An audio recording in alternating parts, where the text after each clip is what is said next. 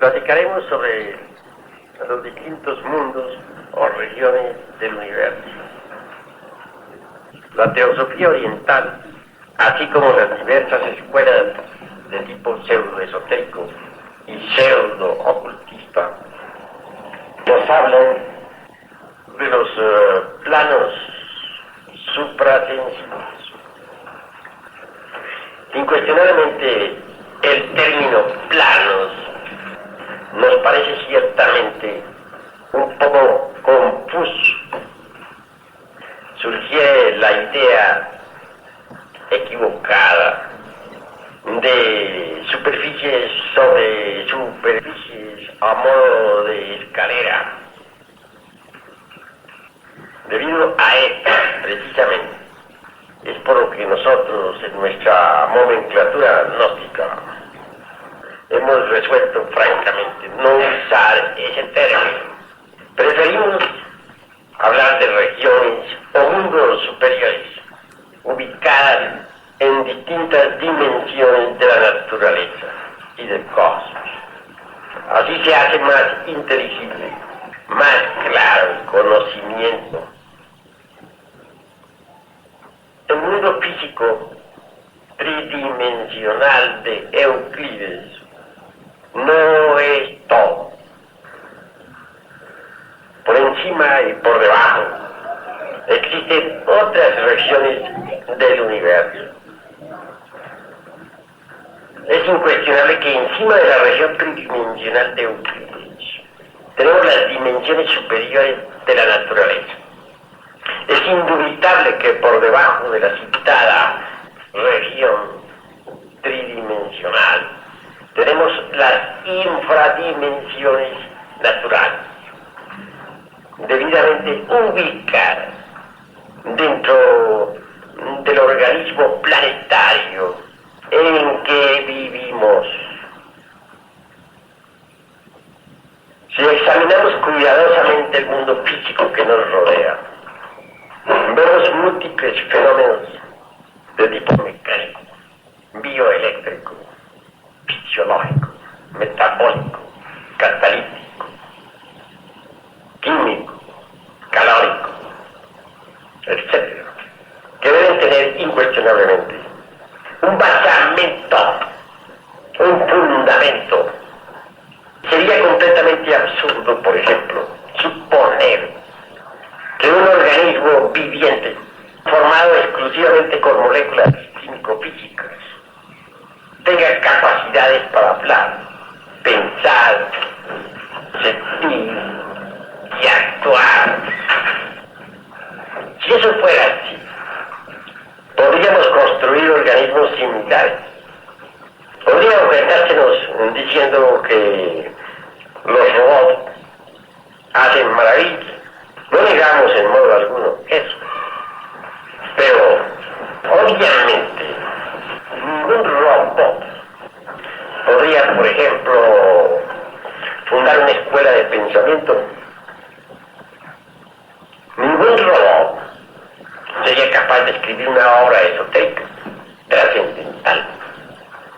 Yo quisiera saber cuál es el robot que podría escribir una obra tan maravillosa como la doctrina secreta de Elena Petronila Blavatsky. Así pues, los robots tienen acción, sí, pero limitada. Funcionan de acuerdo con sus límites mecánicos. No podrían por sí mismos actuar o pensar más allá de los límites que se les ha fijado. Así pues, no hemos encontrado hasta ahora ni siquiera un Frankenstein que pueda imitar a un ser humano. No lo hay. Todo esto nos invita a comprender con entera claridad que el mundo físico tridimensional de Euclides no es todo. Incuestionablemente la región químico-física necesita un nexus formativos, un basamento sobre el cual pueda funcionar.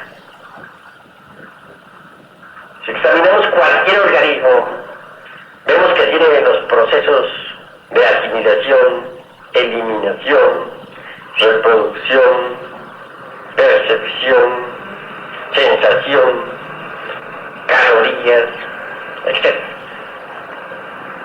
Obviamente esto nos indica que más allá de las moléculas meramente químicas, existen estructuras, basamentos, que la ciencia oficial desconoce.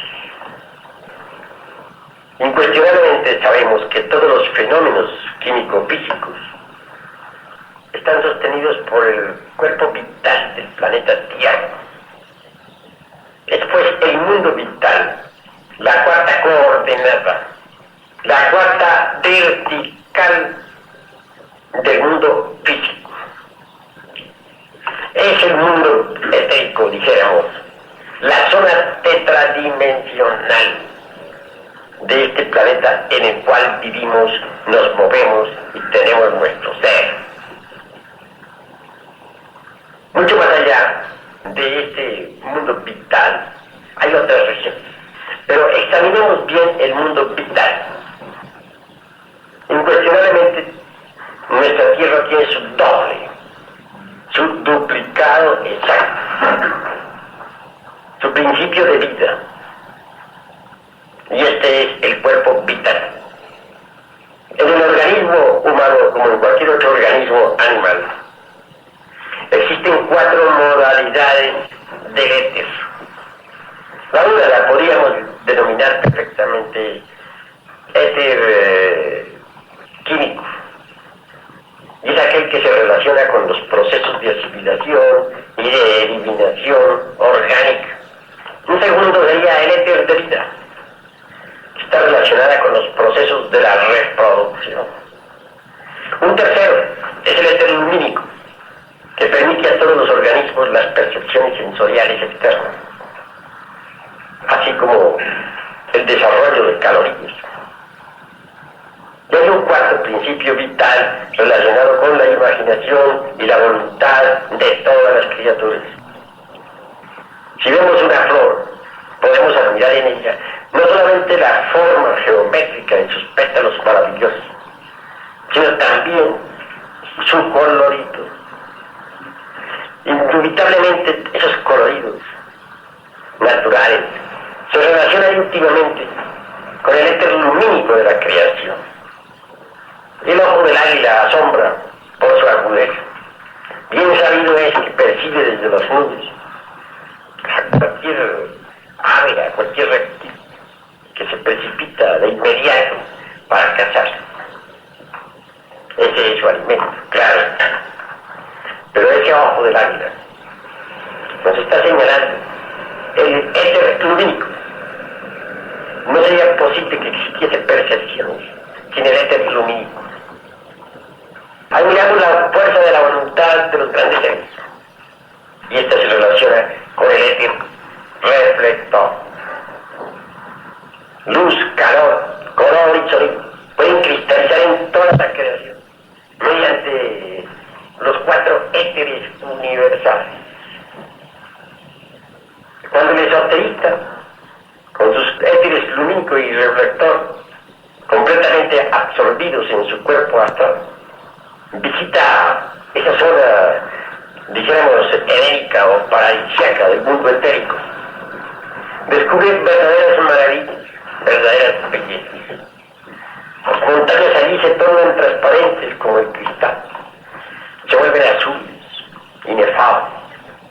Allí también encontramos a los templos de la naturaleza. Todas las criaturas del reino animal están organizadas. Las esencias, dijéramos, que se reincorporan incesantemente en los distintos organismos animales se llaman elementales. Estos concurren a sus templos secretos, y tales están situados en el paraíso, es decir, en la cuarta vertical. Los elementales de las plantas, pues cada planta tiene el propio, están organizados en familias. Una es, por ejemplo, la familia de los naranjales, otra la de la hierbabuena de menta, otra la de los pinos. Y todas esas familias vegetales tienen sus templos en el mundo etérico. Allí son instruidas por los devas. Tales criaturas aspiran a convertirse un día en seres humanos. En el Edén, es decir, en el mundo etérico, en el jardín de las Hespérides, como dijera don Mario Rosso de Luna, el insigne escritor español, en la tierra prometida de Moisés, donde los ríos de agua pura de vida manan leche y miel, existen bellezas realmente incalculables. Uno se queda extasiado cuando contempla los gnomos entre las rocas, pequeñas criaturas citadas por Felipe Teofasto Bombasto de Augerein, Aureola Paracelso. Uno se siente anonadado cuando ven la llama, a las salamandras, estas criaturas que parecen pequeñas lagartijas caseras, animan realmente el elemento fuego. No puede uno nada menos que conmoverse cuando contempla los silfos juguetones del mundo etérico, dando formas caprichosas a las nubes. No puede uno menos de extasiarse realmente al ver a las nereidas del inmenso mar, construyendo sus palacios en el fondo de los mares. Se nos ha dicho que cuando una de ellas se enamora de un ser humano, lo lleva pues a su habitáculo, allá en el fondo submarino, que forma hogar con él. Es obvio que el humano se encarga, pues se ha casado con una nereida. En el mundo etérico encontramos criaturas insignificantes, pero de un poder inmenso. Hay ciertos animales de tales regiones que basta tocarles con el filo de la espada flamígera para que se desate el infectado, o bien para que concluya. Otros hay que tienen poder sobre los volcanes en erupción. En el mundo etérico trabajan los ángeles de la vida, aquellos que tienen la misión grandiosa de dotar con un cuerpo vital a todo ser humano que retorna, que regresa, que se reincorpora. Tales devas obviamente tienen poder sobre las aguas amnióticas y en general sobre toda matriz. Más allá del mundo vital, tenemos nosotros el mundo astral. Uno se admira cuando contempla tal región. La luz astral es el lazo en la magnesia de los antiguos alquimistas, el dragón volador de Medea, el Indri de los cristianos, el tarot de los bohemios. Es un fuego desprendido del nimbo del sol y fijado en la tierra por la fuerza de la gravedad y el peso de la atmósfera. Uno se asombra cuando contempla las diversas regiones del mundo astral. Los teósofos denominan Kamaloka. Ciertamente tiene 7 regiones que los teósofos denominan subplano. Nosotros sinceramente decimos que tal mundo posee 7 tonalidades, pues como ya dije, el término planos o subplano lo hemos descartado de nuestro léxico gnóstico. En el mundo astral encontramos 2 secciones perfectamente definidas. Una la podríamos decir el astral superior y otra, como dicen los indostanes, el Kamaloka inferior. En el mundo astral encontramos a las almas de los muertos, a los fallecidos, aquellos que ya dejaron su envoltura corpórea. Allí encontramos también a los devas de la naturaleza. En el mundo astral podemos invocar a los dioses creadores del universo y ellos vendrán a nuestro llamado. En el mundo astral existen muchos templos de misterios. En ellos se reúnen los maestros de la fraternidad universal blanca. Nosotros tenemos métodos y medios para entrar en ese mundo a voluntad.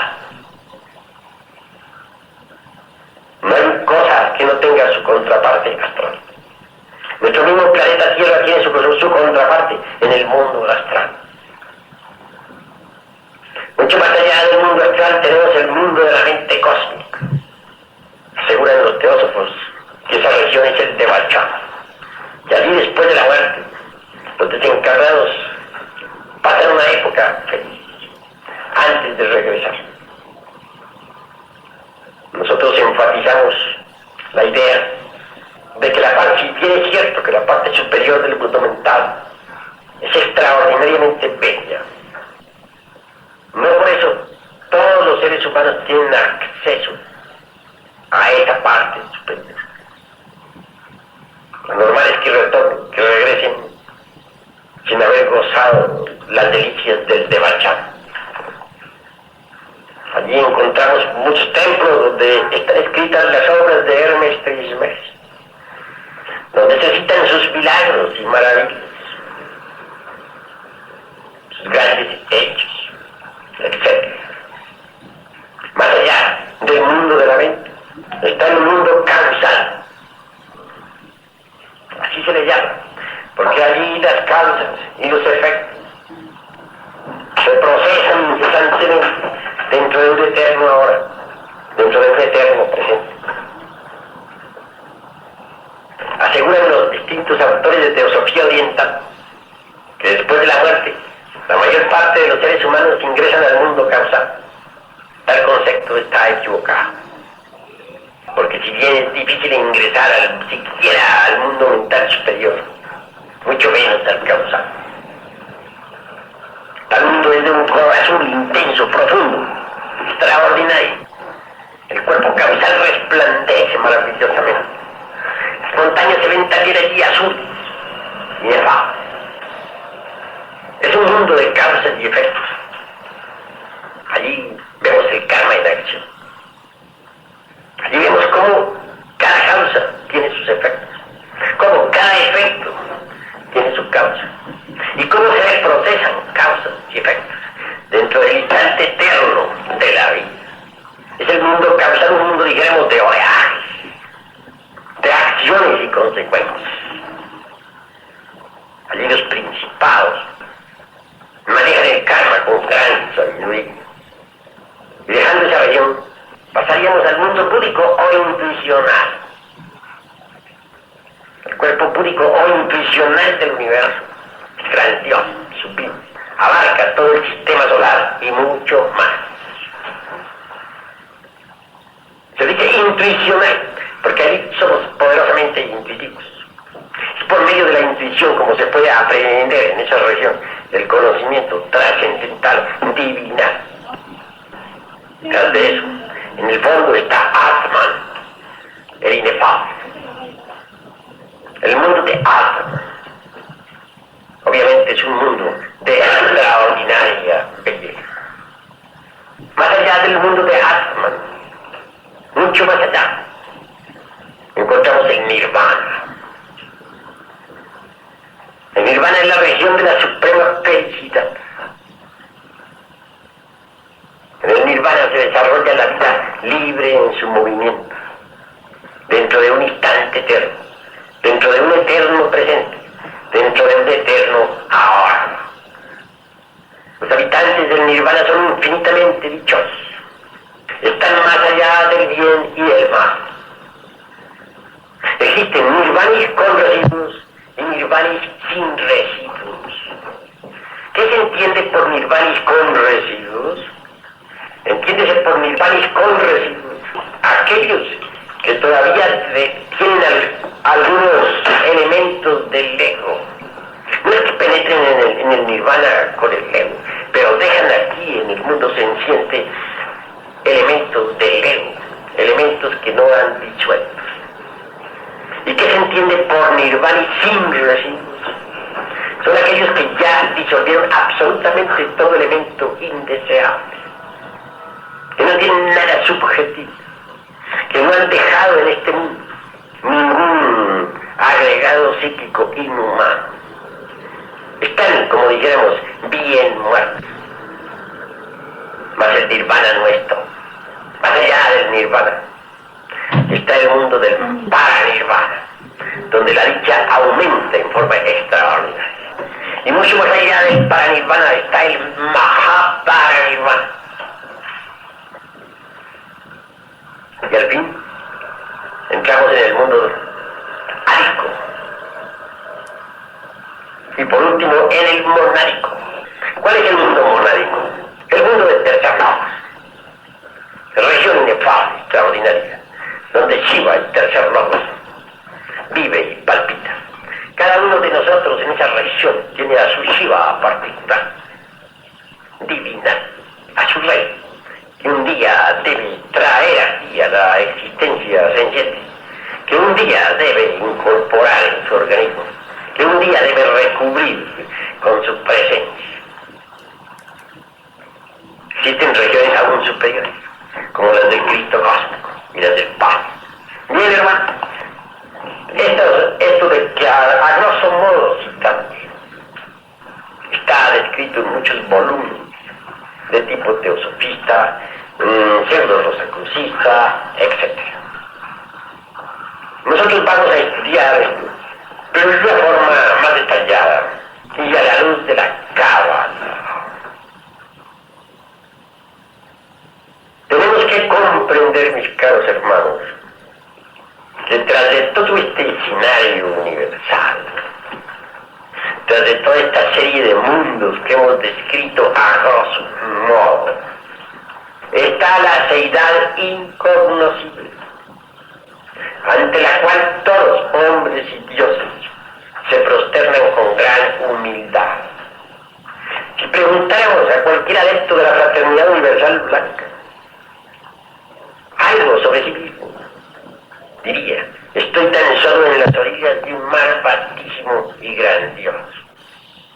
La Cábala hebraica nos habla de las emanaciones sefiróticas. Pero ¿de dónde surgen esas emanaciones? ¿Cuáles son esas emanaciones? He hablado a grosso modo. Así se hace el conocimiento más comprensible, más concreto, más perfecto. ¿De dónde surgieron estos mundos que no son otra cosa sino los mismos sefirotes? ¿Cómo vinieron a la existencia? Bien, del absoluto emanan ¿qué? Los sefirotes. ¿De qué hemos hablado al citar las diversas regiones universales? De lo mismo, de los sefirotes. Esto quiere decir que mundo suprasensible y sefirotes es lo mismo. Del mundo del absoluto emanan los sefirotes. Se nos ha dicho que lo primero que emana es Keter, el anciano de los días. Pero nosotros debemos comprender qué es ese anciano, qué es ese gran rostro.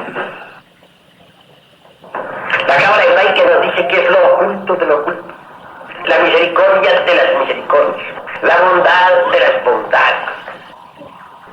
Incuestionablemente, Jesús lo especificó en una frase de Abba Padre. Ciertamente, es nuestro Padre que está en secreto. Hay tantos padres en el cielo cuantos hombres en la tierra, dice la gran maestra Elena Petronila Blavatsky. Así es, cada uno de nosotros tiene su Padre que está en secreto. Su Padre que está en el cielo. Este es el viejo de todas las edades, el anciano de los días, el gran rostro. En él están contenidos todos los demás sefirot. En la aurora de la vida solamente existe el anciano de los días, pero de él emana todo lo demás. De él emanan todos los otros sefirotes, mundos o regiones, como ya dijimos, que vienen a la manifestación. De él emana, en segundo lugar, es Cristo. Pero no se piensa en el Cristo como en un sujeto que exclusivamente vivió en la Tierra Santa. No, el Cristo es algo más grande.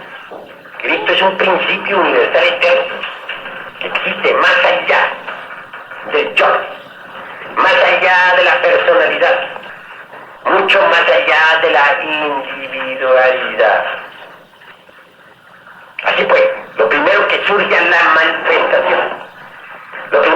viene a la existencia.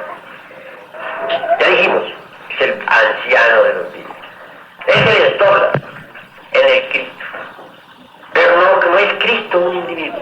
No. Es un principio universal, sí. Que se manifiesta en todo hombre que esté debidamente preparado. Pero es necesario que ustedes lo sepan entender. No estamos tratando de subestimar al gran maestro Yeshua Ben Pandirá, Jesús de Nazaret. No. Ya sabemos que ese gran maestro es perfecto. Se educó, como todo el mundo lo sabe, en Egipto. También es cierto que fue iniciado en los misterios de Caldea, de Persia, de Grecia, y que lo mejor de sus principios esotéricos los adquirió en el Tíbet. Todavía hay un monasterio allí donde se le rinde culto. Todo eso lo sabemos. Que cuando vino a la Tierra Santa estaba debidamente preparado. Pero el Cristo cósmico no se expresa solamente a través de Yeshua Ben Pandirá. El Cristo cósmico también se expresó vivamente en Juan el Bautista. Por eso es que se decía de Juan que era un Cristo, un Cristo. Nadie ignora que hubo disputa entre los mismos gnósticos de la Tierra Santa. Algunos afirmaban que Jesús de Nazaret había sido tan solo uno de aquellos que habían resuelto seguir a Juan, y que el verdadero ungido era Juan. La realidad es que tanto Juan como el Cristo, como Jesús, ambos tenían al Cristo encarnado. Tiempo atrás fue Hermes Trismegisto, el 3 veces grande Dios civil de todo, aquel que encarnaba al Cristo. Y en la India fue Krishna, la viva manifestación del Crestos cósmico. Entre los incas del Perú fue Manco Cápac, el Cristo cósmico encarnado. Y aquí tuvimos a Quetzalcóatl, el Cristo viviente, manifiesto en un hombre. Así pues, el Señor Cristo se manifiesta donde quiera exista un hombre debidamente preparado. Es el Cristo un principio universal. Es el mismo de nuestra tierra sagrada del Nopal. Es de los sirios, de los egipcios, del dios Sol, de los antiguos pueblos, el aula maestra de Zaratustra, etc. La región del Cristo es de unidad. Es la región de Choma. En esa región todos somos uno. Allí la diversidad es unidad. Cuando quise estudiar a Juan, uno debe pasar por sorpresas extraordinarias. Cuando quise estudiar al Cristo cósmico, también fui, dijéramos, anonadado con lo que aprendí. Me vienen en estos instantes a la memoria recuerdos insólitos. Cierto día, estando en profunda meditación, entré en el estado que podríamos denominar Nirvikalpa Samadhi. Entonces abandoné todos los ruidos y penetré en el mundo del Cristo, de Vishnu, más allá de la individualidad, de la personalidad y del yo. Intenté investigar la vida de Jesús, el instante de su bautismo, y algo extraño me sucede. A mí, que soy, dijéramos, una criatura tan imperfecta como cualquier otro, me acaece el hecho, inaudito, por cierto, de haberme convertido en un Jesús, haciendo milagros y maravillas. Cuando llegué al Jordán, me aguardaba precisamente Juan. Él estaba ataviado con su vestidura sagrada de gran sacerdote. Lo hallé en el fondo del santuario, invitó a entrar, y así lo hizo. Y cerca del altar exclamó, diciendo: Jesús, quítate tus vestiduras. Así lo hizo, dejando mi cuerpo cubierto únicamente por un braguero o símbolo de castidad. Luego, en el interior de una fuente, vino el bautismo. Sacó él de entre un mueble el aceite sagrado con que se unge a los iniciados. Y fui bautizado. Luego me ordenó sentarme en un sillón. Y entonces vi el símbolo de los 3 lobos, Brahma, Vishnu y Shiva, resplandeciendo glorioso en el espacio. Cuando el Samadhi pasó, cuando retorné otra vez a la forma humana, exclamé: soy yo convertido en un Jesús. Yo que no soy ni siquiera digno de desatar las sandalias del Maestro, ni siquiera de limpiar el polvo de su calzado. Convertido en Jesús. ¿Cómo puede ser posible esto? Entonces dije, voy a investigar ahora a Juan. Ahora no será Jesús a quien voy a investigar, sino a Juan. Entré nuevamente en estado de éxtasis o meditación. Abandoné todos los vehículos y quedé en el mundo del Cretos. En esa región intenté entonces investigar a Juan. Al hacerlo, el panorama cambió. Ya no me vi convertido en un Jesús de Nazaret, sino en un Juan. El mismo papel se representó, pero esta vez a la inversa. Entonces yo, Juan, hablé a Jesús diciendo: quítate tus vestiduras, voy a bautizarte. Saqué el aceite de donde estaba guardado y le ungí. Al volver al cuerpo físico después del Samadhi, lo entendí todo. Sucede que en el mundo del Cretos no existe la personalidad, ni la individualidad, ni el yo. Allí todos somos uno. Allí somos el Cristo, allí somos el Buda, allí somos Mahoma, allí somos todo. Si en vez de tratar de investigar yo en esas regiones al Cristo o a Juan, hubiera tratado de investigar a cualquiera de ustedes que están aquí escuchándome, me hubiera visto convertido en cualquiera de ustedes. Me hubiera sentido siendo uno de ustedes. Hubiera hecho lo que ustedes han hecho. Hubiera dicho lo que ustedes dirigen, etc. Allí no hay personalidad. Allí todos somos uno. Por eso se ha dicho que la variedad es unidad. Chomá, pues, es el mundo del Cristo. La tercera emanación es Binah, el Espíritu Santo. Los cabalistas aseguran que Chomá es masculino y que Binah es femenino. Tal aseveración resulta un poco equivocada, porque ciertamente Binah puede polarizarse en forma masculina o femenina. En la región de Binah hallamos nosotros, pues, al tercer lobo, al Shiva particular de cualquiera de nosotros, a nuestro auténtico ser real.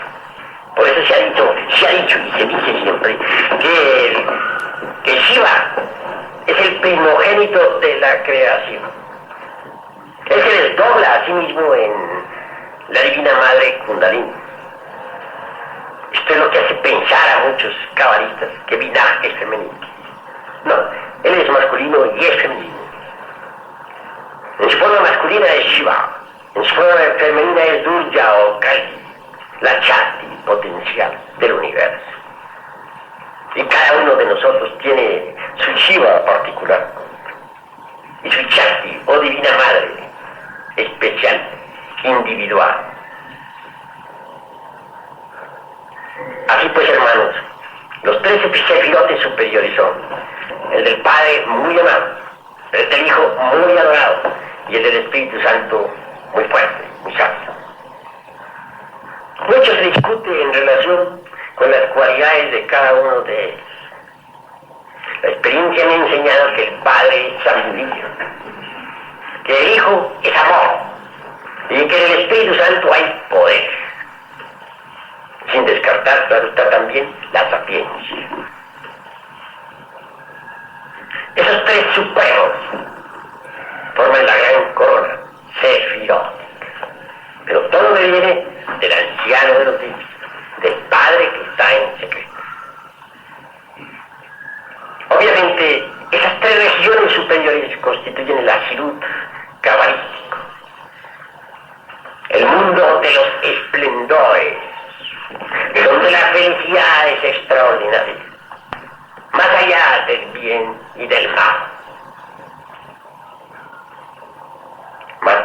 De esa corona sefirótica emana a su vez, deviene por manifestación, Chesed, que no es sino el Atman, el íntimo, la región de Atman, el inefable. En esa región hay dicha incalculable. Atman en nosotros es el íntimo.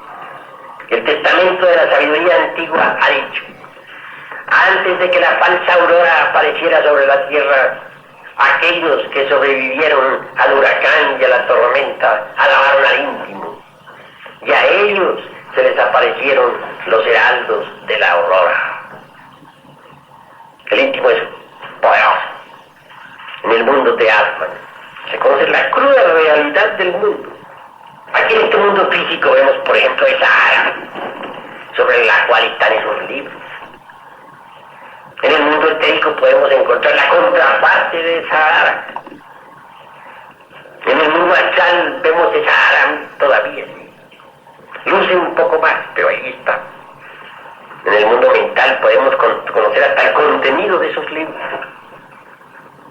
En el causal vamos más lejos, podemos conocer la parte anímica de esos libros. En el mundo búdico intuicional vemos el Ara y los libros, y instantáneamente por intuición conocemos su honda significación.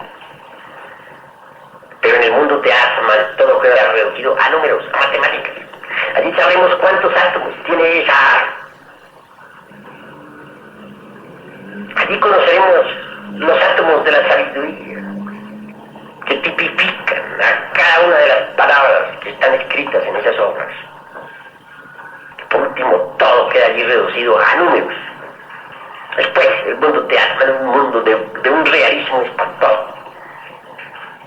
Cuando uno no ha entrado en el mundo de Atman, piensa allá como en un mundo extraño, vago, divino, algo que no puede describir, un no sé qué.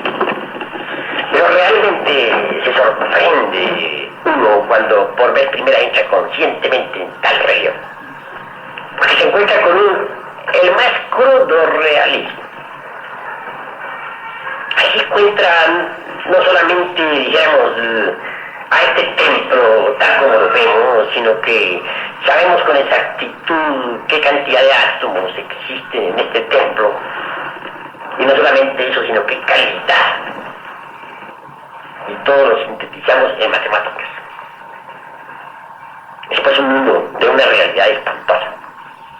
Si en el vehículo ácido se nos antojara penetrarnos dentro de la cocina de cualquier casa, no solamente veríamos los alimentos, sino sabríamos exactamente qué cantidad de átomos tiene cada alimento, qué vitaminas, qué principios, cuál es el grado de conciencia de cada molécula, qué elementales y cuál su adelanto, etc.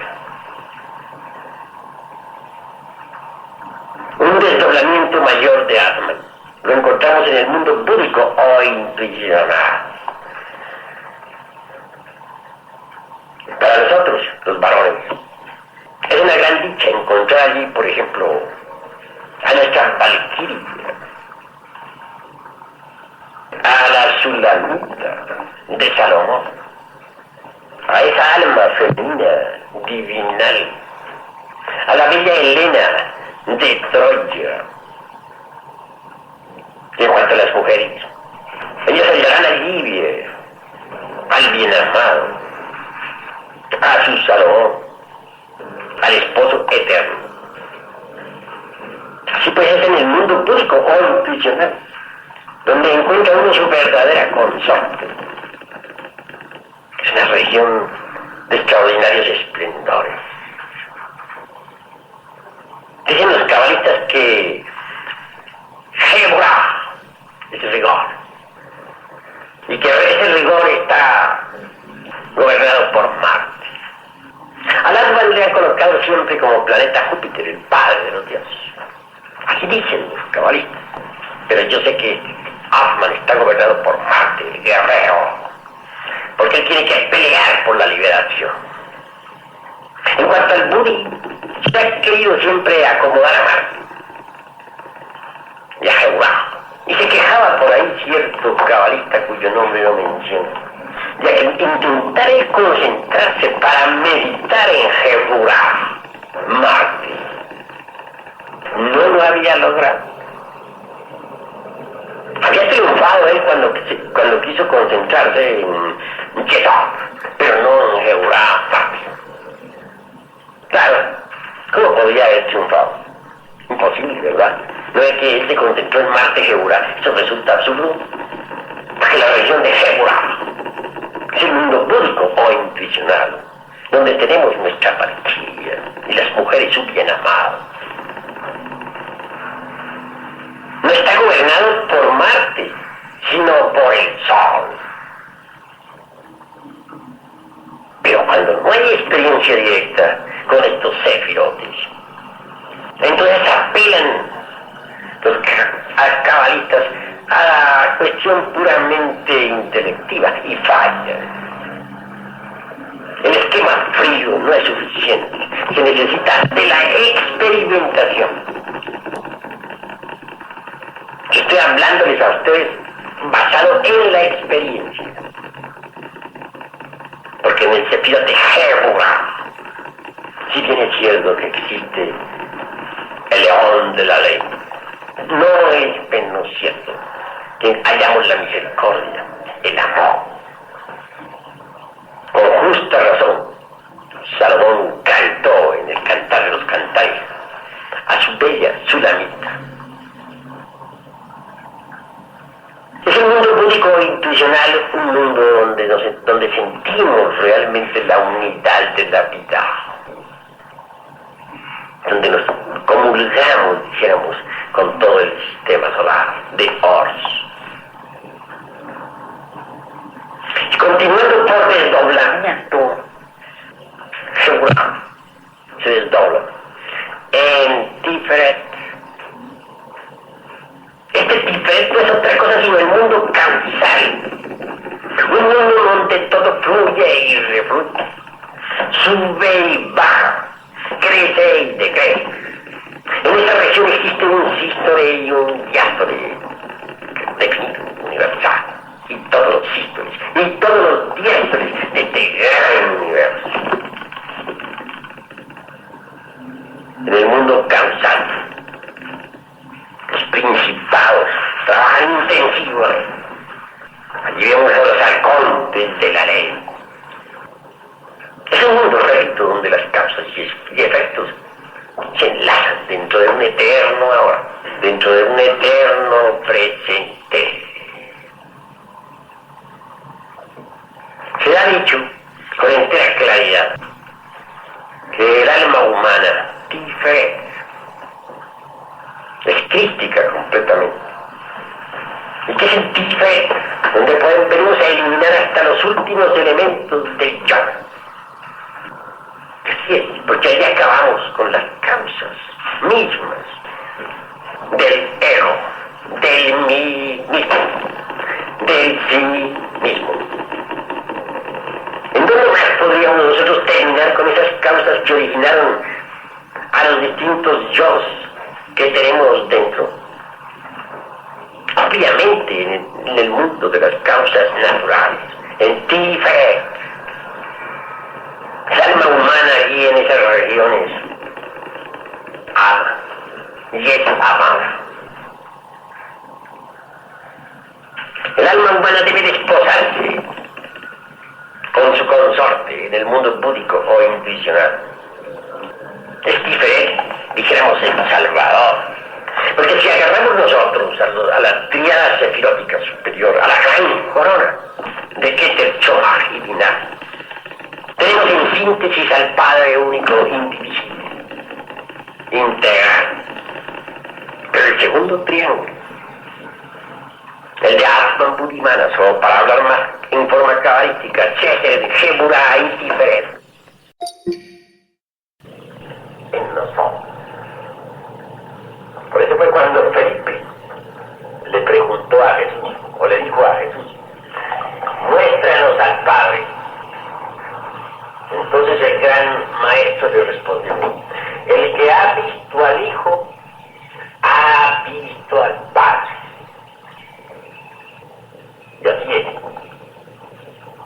Cuando yo estuve trabajando intensivamente en el mundo de Tiferet, una vez que concluí un trabajo esotérico especial,